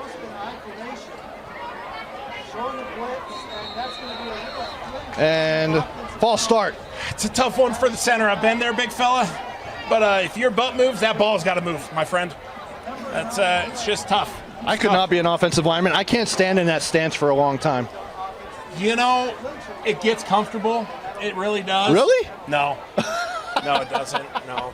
I was going to say, it doesn't look like it does. No. My least favorite thing was when we'd come up and they'd want to look at the defense. I've already gotten down and touched the ball, and I'd sit there and rotate from knee to knee, just trying to relax my legs. And then you're trying to warm them up enough to be able to blast off. And then the minute the quarterback says set, you're like, okay, I can't move now. Don't flinch. I got an itch. Yeah, exactly. Here's Valetti. And the bad snap there, and Valetti does hop onto it, and that will go all the way back to about the 16 or 17-yard line.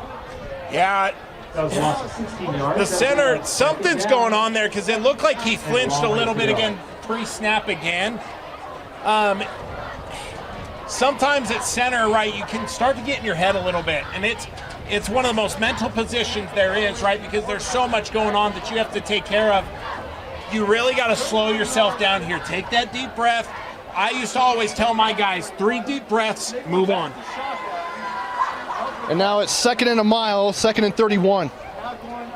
And they're going to go right up to the middle and probably get back to the line of scrimmage. And there to get, they're actually them 2 yards. Marshall again there to tie it up. Marshall was there on the bad snap. He's there to wrap up Harris on the run. Marshall has really started to kind of show up everywhere on this defense for Green Canyon. For a big kid, he can move. Oh, he moves really well. Number 18, Carter Marshall. Or excuse me, 88. Yeah, Carter Marshall's an impressive sized kid. Moves really well. Frankly, I'd love to have him as a tight end too. And now it's a zone toss outside. And on 3rd down, I think it's just one of those things you're trying to see what you can get, and because you had 29 to go. It was a great edge set by the DB there for Green Canyon, and then Eli Wheatley just comes screaming across the formation, chasing that down and making the play. Eli Wheatley has been all over the absolute field. So the punt unit coming on here for Springville. Frischneck on the all-name team here takes the punt, and that's a good one for being pinned back, and it's gathered at the 36 by Bryson Pabst, and he'll nearly get to the 50-yard line, and that's where Green Canyon will set up just before the 50-yard line. Yeah, I consider this probably one of the biggest drives of the game right here. You've each had the ball a couple times. It's time to go score the ball. right? If you're going to go take this game over, you got to go get points on this drive. It's got to turn into a one possession game and see if you can start creeping away, because points are hard to come by in this one. They really are. It's been a defensive battle for sure. We have also got a defensive touchdown, a tip 6, for those of you out there wondering. We coined a new phrase, at least I think it's new. And that one is number 2. That is Houston Peremski. It's pretty good movement there on the front side, but then he just ran into a wall of Devils and Wolves. Here's a quick question for you, total side note. Who wins in a fight, a Devil or a Wolf? That's a great question.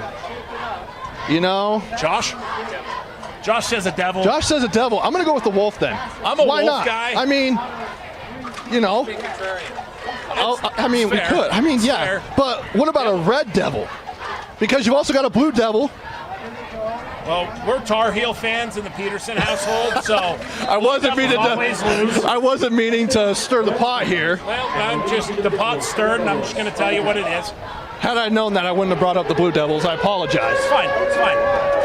I don't go either way in Duke or North Carolina. Yeah. Long story short, Pop's got to play basketball with Johnny Dawkins at one point in his life. Oh, okay. There you go. It just is what it is. I get it. Yeah. Hey, I get it. So 53 seconds to go here in the third quarter, as it is 3rd and 5 in Springville territory is Green Canyon. Looks like we have Ethan Monk still in at quarterback. No, actually, it looks like Perry, because I see Monk over on the sideline now. Yep, Perry is back in. He'll roll out to his right. Oh, he stops, and then he goes past the 50, and then he gets hit out of bounds, or near the boundary. With 31 seconds to go. And I think you let it run the quarter and you think about this one. Talk to your higher power, whether that be a football god or whatever it is, and figure out what you think. But I kind of like going for it here. I really do. Yeah, I mean, you're kind of in no man's land, right? Like, defense has been solid. Especially the wind. Like, that obviously has to play a factor in special teams. Plays a factor in special teams. It plays a factor in what you're going to do here as well. I don't think you're going to throw to the top side of the field. And there was 4 seconds on the play clock. And Coach Tau Ely uses a timeout. We'll go ahead and take it with them. Back for the final 31 seconds after this. Just a reminder, if you're hungry, go to the door side of the stand. Grab yourself a treat. They're reminding us to go get a treat. Can't do that. I'd love a treat right now, but it'd probably blow away. Well, Brownie, if it's heavy and dense enough, it'll stay right here with me. See, brownie's an ice cream. Golly, don't do that to me. You and I are going to get along just fine, Braden. Yeah, we will. Yeah, we will. I got to say, I understand why Springville runs the ball so much now. This second half wind is brutal. Oh, it's like it came out of the canyon or something. Here's Perry on 4th and 4. He's got a man and just didn't, the wide receiver didn't see him when he came back from his route. It's a turnover on downs. Not a lot of harm done here. No, I like it. I think it's the right call. Springville just said we're not going to really give you much of an option. We're going to bring the house again. Great coverage by the DBs as well. Didn't give anybody space. It looked like Perry tried to get to the back shoulder of Pabst, and there just wasn't any separation to get to him. I got to say, as the Springville offense comes out, Green Canyon fans over on the east side, they traveled well from North Logan. Really well. Really well. Like, that is a drive. That's like a 3-hour drive. Those are some good moms and dads up there. Kudos to you. There's also a ton of people here at Springville, though. There is. This is a great crowd. A tight-knit community here in Springville. Outside of the wind, too, it feels phenomenal. Yeah, it does. And here is Valetti on the quarterback draw. He gets past midfield, and then he gets to the 40, and he's still going. He's got 3 guys on his back before he gets down at the 30-yard line. What a run for Valetti. I can't believe it took until 16 seconds left in the third quarter to finally see a QB power. But you saw the big left guard pull around, lead blocked by the running back, and then Valetti just said, let me carry about 15 guys, if that's even possible, and just walks for another 5 after they all hop on his back. He's an absolute stout monster. I mean, just look at those legs, just turn and turn and turn. As they're going to let this clock run out here on the fourth quarter, or in the third quarter. 12 more minutes to go. Score remains 13-3 here on the Rewind Sports Network. I'm Austin Strong, CEO of Tab Bank. As a former high school athlete in the state of Utah, I recognize how big of a role high school sports can play in developing student athletes' lives, even outside of the sports they play. For me, high school sports taught me how to work as a team, how to lead through adversity, how to share success, and how to face all challenges. While I didn't become a professional athlete, it was these skills that gave me a head start in life after my high school career was over. That's why Tab Bank is proud to sponsor KSL Sports Rewind's mission to highlight and promote student athletes and the communities in which they play. As a proud Bonneville Laker, I know the importance of the role a community plays in the success of a team, and I wanted to create a banking environment that gave our customers that Friday night lights feeling of community and togetherness. Our goal is to provide you a premium banking experience that will help aid you to accomplish any goal that you have in your life.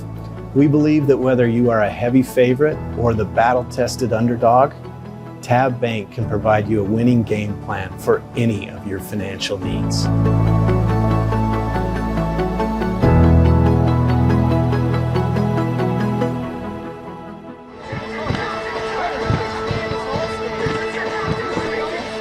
Start of the fourth quarter here on the Rewind Sports Network on KSLSports.com. Trevor Allen, Braden Peterson here, Josh Dodge on camera, and 12 more minutes here, Braden, and we'll see what we have with the 10-point ball game.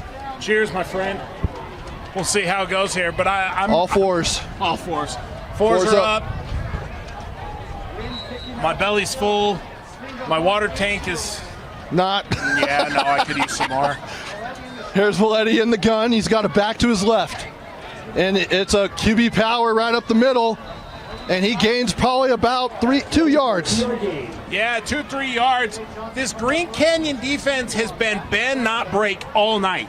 They've given up chunk plays like that, and then they all of a sudden just kind of settle themselves down, and then all of a sudden they just anchor in and shut them down, right? Here they go. They give up the 17-yard run. They anchor in. They only give up 2, and now Springville's behind the sticks. Only giving up 1 offensive touchdown has Green Canyon. And it was early in the game. Looks like we're in 12 personnel, by the way, too. There we go. There's Valetti again.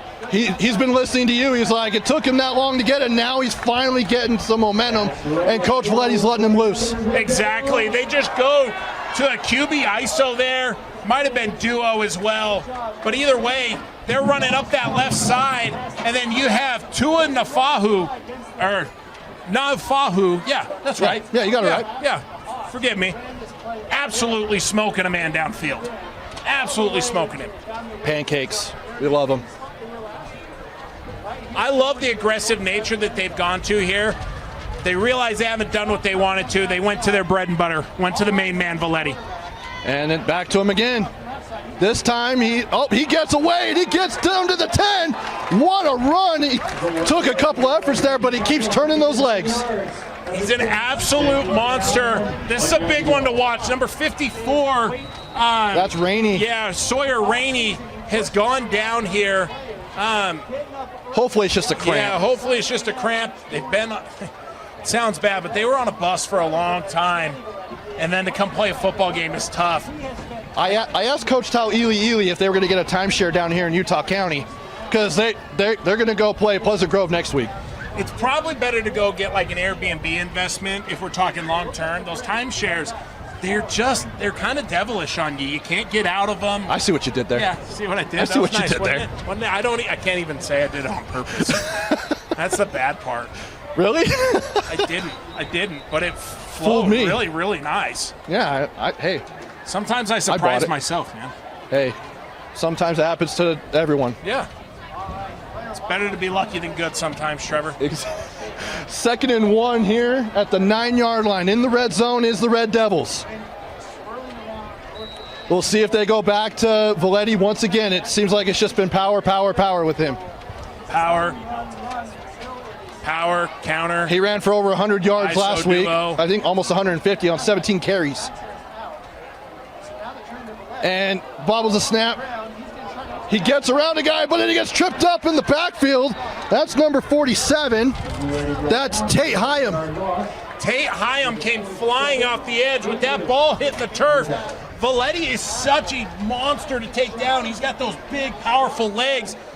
And Hyam does a great job at just wrapping up the ankles, tying him up, and making sure he can't get out of it. Drops him for a big loss.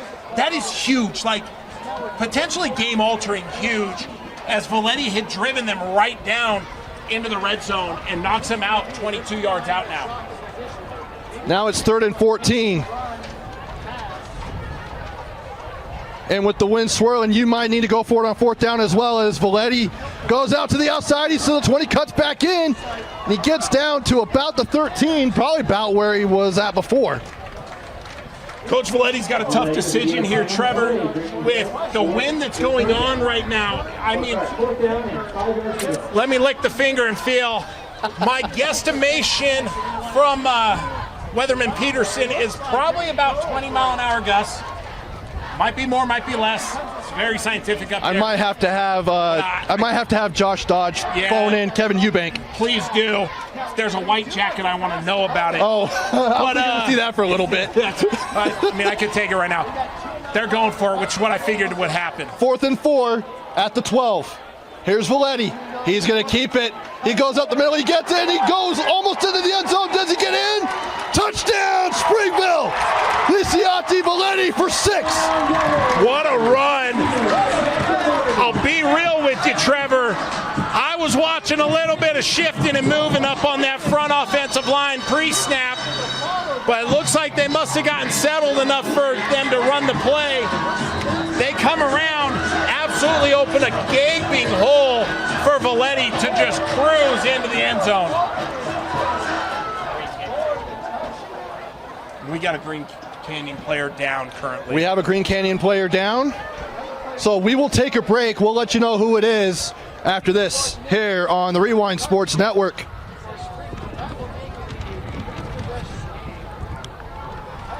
So Tate Hyam is the one who's coming off. He's limping. That's tough to see. He just made a great play prior to that touchdown run by Springville. You hate to see that. Yeah, hard to tell what's going on, but I mean cramps and then also just getting smacked over and over again will do that to you. Looks like it's a lower injury. And here's the PAT. It is blocked. Great block there. There was like 3 guys that came right into the kicker's face. In the first half, you saw them have a chance to block one and it was missed. And I kind of have a feeling with the way they had just attacked that Coach Tauiliili said, if you have a free shot to get to the ball, you go get the ball, plain and simple. So, Braden, let's go ahead and give out our helmet sticker, brought to you by Tab Bank. We got a couple of nominees here. I actually think that obviously Bryson Pabst, his pick, or his catch over here. Yep. Also the pick from Zach Henderson, the pick 6. Yeah, our tip 6 was huge. My opinion, I'm going to go with one we didn't talk about. Valetti's touchdown run here and this drive as a whole by Valetti, in my opinion, earns him the helmet sticker. What do you think? I'm going to go with that as well. So our helmet sticker goes to Valetti on that last drive and on that touchdown run. Brought to you by Tab Bank, home of the Tab Spend Rewards checking account with 3.5% annual percentage yield on your account balance and 1% cash back on eligible purchases. But great rewards are just the beginning. Convenient online and mobile banking with no hidden or complex qualification requirements, no minimum opening balance, and no account fees. It's a big deal. Member FDIC. So Valetti gets our helmet sticker. And we had a couple of great nominations early on, though. We really did. I think the biggest thing there is Lisiati Valetti had a big chance there for that to end their drive, and he just said 2 plays back to back. Let me put the team on my back and let's go finish this. He was listening to Braden up here on top of the press box as he was saying, got to see him run, and finally listen to you. Well, you know, I appreciate it. I'm hearing I'm right tonight, and I like it a lot. I mean, I want to get used to it. Hey, I'm fine with calling games with you every single week, but don't get used to it if we do. Okay. At least from what I'm told, I'm not the nicest guy. I just try to be nice. I don't know. Yeah. It's good for me to have my ego calm down every once in a while. Hey, you know who I would love to hear call a game together? Who? You and Brian Brown. Oh my gosh. Oh my gosh. Here's the problem. There would be football talk, then there would be food talk, and then there would be like food and football mixed together talk. You're pretty much, it's kind of like a watch party for like a football game. You guys are just talking about whatever. It's like a podcast and no commentating on what's going on in the game. Yeah, the problem is Brian and I both love football so much that we'd probably talk about what's going on, but it would kind of be... Trench play? Yeah. Offensive lineman? Yeah. Yeah. I get it. Pretty much. Well, then maybe you should probably get a play-by-play guy in there. That's fine. Yeah, it's good. Trevor, you're more than welcome. Hey, I'll join the party. I'll throw in 2 words every drive. That'd be about all you'd get to. I know. That's exactly. Oh, I know. 8:05 to go. Clock's running here. Carter Perry in at quarterback. 2nd and 12. And Perry's going to keep it on the quarterback keep. And he'll probably get back to the original line of scrimmage. And the other Valetti comes up and absolutely smacks Carter Perry as he comes through the line. It looked like Green Canyon was taking a play out of the old Springville book there and went with quarterback power there. I kind of feel like we're watching like a Utah football scrimmage with how physical both these defenses are. It really has been a really physical game. Great defensive play. Offensive play has been tough tonight. It just has, and that's okay. That's how it goes sometimes. But in this point, this is really hard for Green Canyon with this wind. He drops back. He'll throw it. He's got a man and just overthrows him. Probably could have caught up to it. That was number 1. That's Cody Edelmeyer. Yeah, Edelmeyer had him beat down the sideline. It was just overthrown a bit. You know, it's so hard in these situations. I've said this so many times, and I probably sound like a broken record finally. But you fall behind the sticks like that, and then, you know, your plays just get to be really, they're not dynamic anymore. You just have to try and get to the sticks. So now the punt unit is back out, and here comes a late arrival. And a timeout here for Green Canyon. Probably not a timeout that Coach Tao Ely wanted to use. No, not in this current situation. I'm taking a look over here. Yeah, he's down to 1 timeout left, 7 minutes in what is a tight ball game still, right? We're a 2-score game with 2 two-point conversions. They're going to need a massive punt out of their punter right here. He's kicked the ball pretty well all night. He's got a really big crosswind from east to west, so from top to bottom of your screen at home. It's a little bit southward. If he can get it up in the air with enough power, it might go. Yeah, it's starting to go like southwest. Yeah. And it's Tanner Holt who's in the end zone, right on the G of Springville.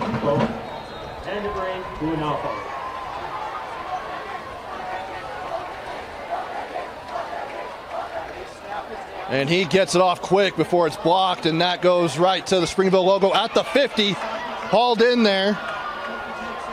And he's tackled right. It kind of bounced off of a couple of guys, was Siosi Toki. Bowman was down there quick to get in on it. Toki was really slippery there. He almost caught himself before going to the ground there. And if he would have, he had all the daylight, well, nightlight he could have in the world.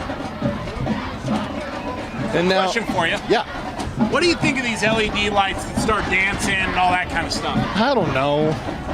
I mean, I get you're trying to get flashy with it. I don't know. I'm kind of the old school guy. Just keep the lights on the way that it is. But, you know, change it up. I mean, I'm not against it. What about you? I'm indifferent. I think it's kind of cool. I've seen some where they're colorful. I like that. Really? Yeah. As Harris is onto the outside, he trucks one guy, uses the truck stick, has the right analog stick up. Yeah, for real. That's when you break the analog stick because you just keep hitting it over and over and over again. Yeah. He got smacked there at the end, but the problem is the guy who smacked him is the one that ended up on the ground, and Harris just kind of kept standing there. Yeah, he did. He is built like a Mack truck. He really is. He's a big kid. I believe the Harris family, I feel bad for when they have, you know, turkey dinner, Thanksgiving. They probably have to get multiple meals. Yeah, my boss made a joke about the Peterson family coming for charcuterie boards at a wedding soon because it needs to be eaten. And I didn't know how I should take it. Wasn't sure how my dad thought he took it either. We were a little shocked, but it was also hilarious at the same time. Yeah. I mean, he's right. I'll eat the whole charcuterie board. And also the board itself, right? No, come on, Trevor. I'm not a Neanderthal. That was more of a joke, but okay. Nope. All right. Nope, I don't take it that way. All right, apologies. Part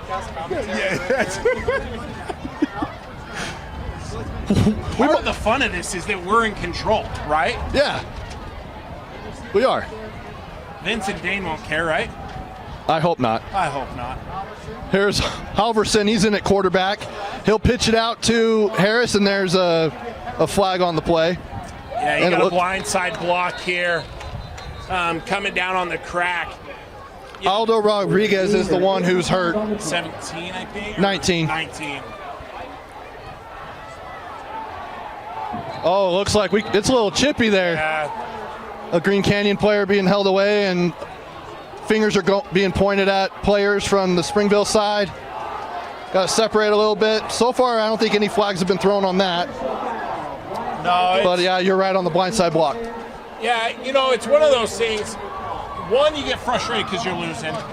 But two, that's your guy, right? And I would never encourage fighting or anything like that. But there does come a point where, as a teammate, you work and go to battle with your guys every day. Like, that's your guy. You want to be there for him, right? But you have to know when that's appropriate, when that's not, right? And you got to play within the bounds of the rules. Both sides here, right? And you can't have the extracurriculars. So with that 15-yard penalty brings up 3rd and 19 for Springville.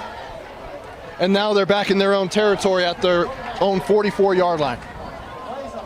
With 5:18 to go and only one timeout for Green Canyon. For all of you that might be interested, pizza and hot dogs are now on sale for $1 at the cheerleading concession stand. Go and get yourself some. They're just calling to my heart. The PA guy just announced $1 hot dogs and pizza. It's like a page out of my own book. We might have to send our camera guy Josh down there, but then we don't have anyone to run the camera, which is kind of the problem. You want to steer it? No. Okay. Halverson rolls out. He's going to keep it as I think that's Rainey who's back in. Rainey is back. You love to see it. Back from injury. Sawyer Rainey. That'll bring up 4th down. Brings up 4th and 19. Great play by Rainey to come up there. Halverson just tries to get whatever he can. And Rainey just comes screaming down from his middle linebacker spot and absolutely smokes him. 4:25 and running on the clock. This really is the last chance here for Green Canyon. They got to score in a hurry or it's over. Especially when you only have one timeout. Exactly. Frischneck, he'll boot that one away. Pabst, he'll get it at the 20. Cut back inside and then now back to the outside, and he'll get to about the 27, 28-yard line. Pabst tried to find some room there. At one point or another, there's kind of that get north and south mentality, right?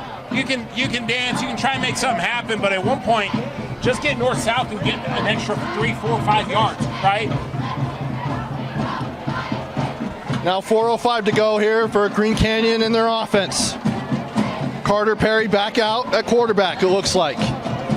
Yes, he is. You know, if I'm Green Canyon, if you have any trickery in your bag, it's time. Springville pulled out a little trickery too. It just got called back on an illegal shift. What a painful one. Which is just that just hurts. And then now here's, I believe that's Selman on the run. Yeah. Nope, that is Jenkins. Yeah, they go with the power play there. Great lead block by number 34 for Green Canyon. And I apologize, my notes are everywhere with this wind at this point. But an absolutely great job by the offensive line to get, 3-4 yards there on the first down pickup. Sam Selman was on that block. We'll give him a shout out. Thank you. He deserves it. Great job. Split backs again here for Perry. 2nd and 6, 3:29 on the clock. He rolls out to his left. And he's got a guy, he had Paps, and now he's really upset, hits the turf as he comes up. As Perry thought he was going to go up, and Paps comes down for the comeback. Yeah, it's a tough one. I like the play design here because what they've got on the near side is a little out route, and Perry kind of sells that, and then as he sells it, he boots out to the backside. Everything's kind of shifted, and then he's got, Schramm going, I think he had Schramm going long, and he had Pabst in the short shallow there, and just barely missed him a little bit deep. So now 3rd and 6 at their own 32. As a guy, it looks like 12 men on the field. Should be a free play. And it is a free play, and they go deep. And it is incomplete, but it'll be the penalty will go against Springville with too many men on the field. Number 3, that's Damian Tupou, didn't get off the field just in time. Just a hair late. It was great awareness by Carter Perry, right? He's sitting there watching the defense, all of a sudden sees him trying to scream off the field, quick snap of the ball, and then take the shot, right? That's well executed.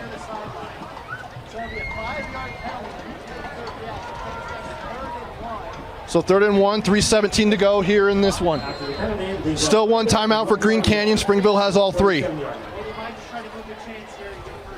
Yeah, I think you're just trying to get a first down here, right? Let's live for another set of downs, and then from here you just take off.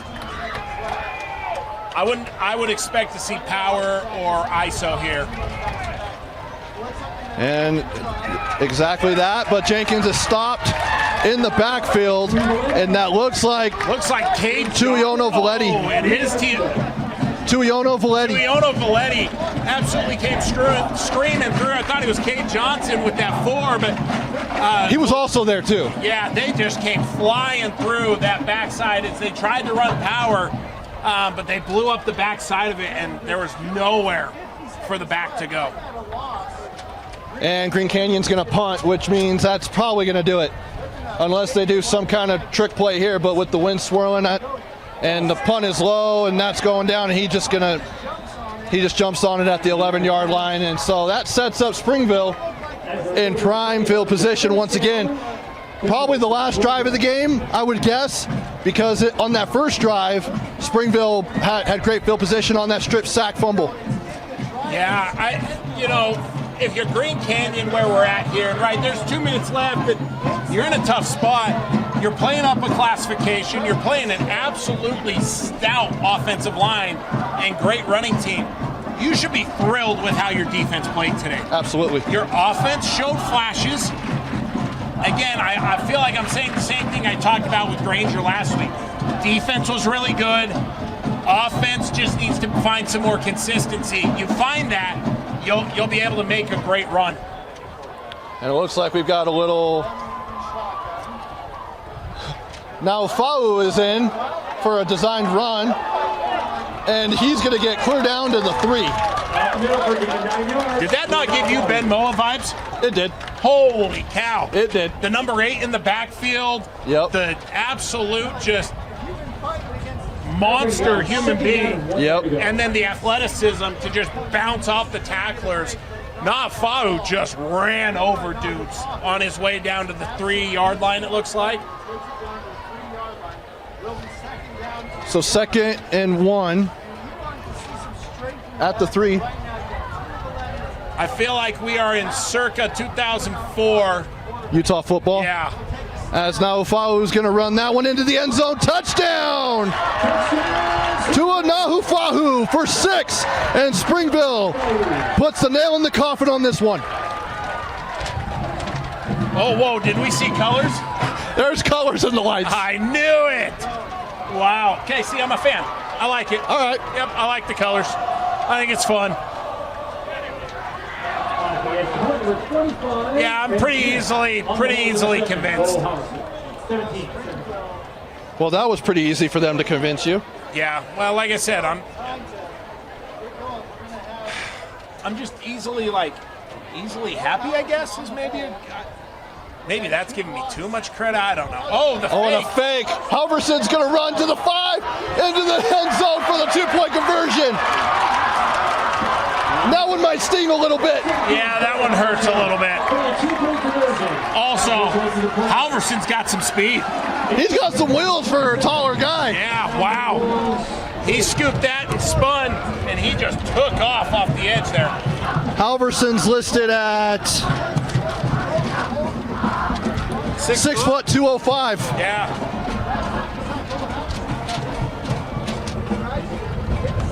Do you remember the days when you were 205? Yeah, unfortunately, and I hate the fact that you're bringing it up again because those were good days. No, I'm just asking because, I don't know if I remember the days I was 205. I do, but it was a long time ago. Yeah, I want to say I was. Maybe I just have a better memory. I also didn't play offensive line in football. Fair enough. But So I didn't get hit in the head all the time. 16 the last time I weighed that. So I didn't get hit in the head all the time for sports. I don't know why we had to go there. No, I'm just saying that was why. I mean, I mean, your memory could be great. I honestly don't know. It's not. My wife's got a filing machine up there, and she'll be like, "Do you remember this?" I'm like, "Absolutely not." I mean, I'm like that too now, but I do remember a time where I was 205, and one day I wish I could go back to it as Bryson Paps takes it out of the end zone to the 10, now to the 20, he cuts through to the 30 before he's upended. And I would love to go back to 205, but then I'd have to give up the thing I love most, which is food. Yeah, well, and we don't want to end up in a Brian Brown, Braden Peterson podcast broadcast, so I won't dive into the food aspect. No, we won't. But one day we're going to make it happen. Though, if Brian and I ever do call a game together, I want to get a local restaurant to sponsor it. Okay. So that we can do like a food talk thing. And cater it? Yeah. And Brian and I will just sit up here, pound ribs or whatever it may be, and then just talk football. I don't know. I gotta brainstorm this with Brian. I can actually run that up the flagpole if you want. Yeah, that sounds great. Yeah. I think it'd be a lot of fun. I promise we'd be on our best behavior. We'd be absolutely covered in barbecue sauce, I'm sure of it. As long as you don't get it on the equipment. As Perry rolls out to his left. And he's going to throw it deep. He's got a guy, and it's caught. Down to the 30, to the 20, and he's dragged out of bounds.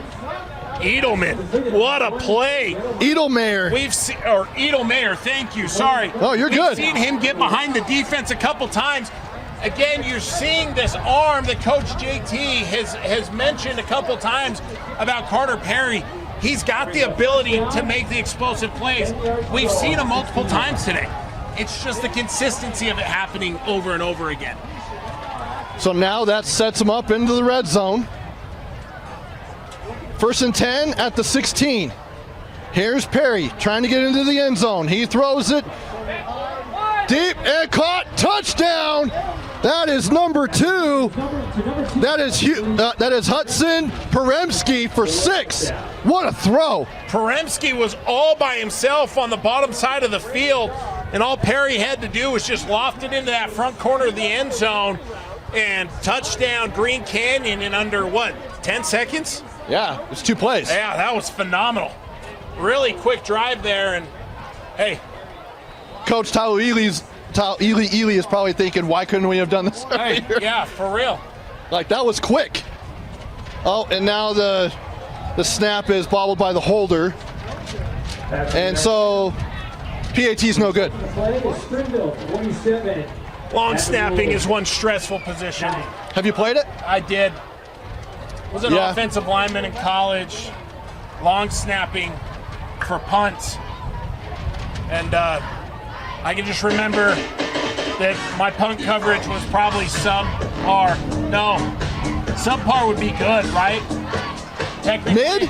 Could it be mid? I mean, kids are using the word mid now. It was below mid. Okay. It was awful. So below mid. I mean, remember. Awful. I mean, would you say awful? It was Because awful is awful. Oh, well, atrocious. Then in that case, it's definitely not mid. I remember getting cartwheeled one time. It was bad. Imagine a guy running down in knee braces in college and then just getting cartwheeled. It's a good way to walk off, say hi to your family after. I mean, I couldn't think of a better way. As a little pooch kick. And Valetti's chasing it down. And he'll get it at the 5. He'll come up the middle, now to the outside.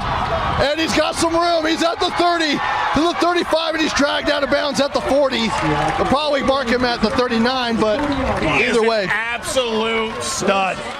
His vision is so good, and he's so patient. And you don't think he's going to burst, and then he just kind of, he's got these quick bursts, and he's quick, and he's fast, and he gets upfield so well. And then all of a sudden we got a little penalty flag here. Oh, there was no love and positivity on that flag. Yeah. Credit Brian Brown on that. I don't know if he has it trademarked, but he probably should. He should. I'll buy him dinner one night. Do you think it was PG rated, what was said? Probably. Yeah. Maybe 13. Yeah. That's I think number he 3. just told him how much he appreciated them giving some room to run or something like that. Or maybe just, hey, thanks for coming all the way down from North Logan. Yeah, I wouldn't appreciate that too if I was Green Canyon. Yeah.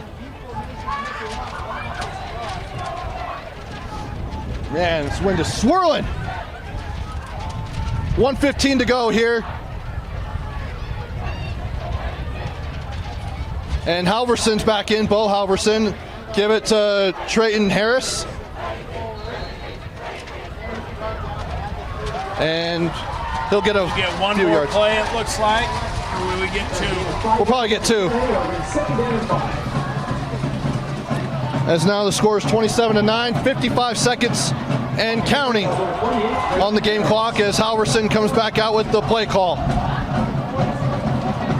You know, Trevor, as you look at this game tonight, right, Green Canyon was there for the first 3.5 quarters. It was right there. Yeah. Offenses can take a little bit longer to kind of get settled and get going on a season.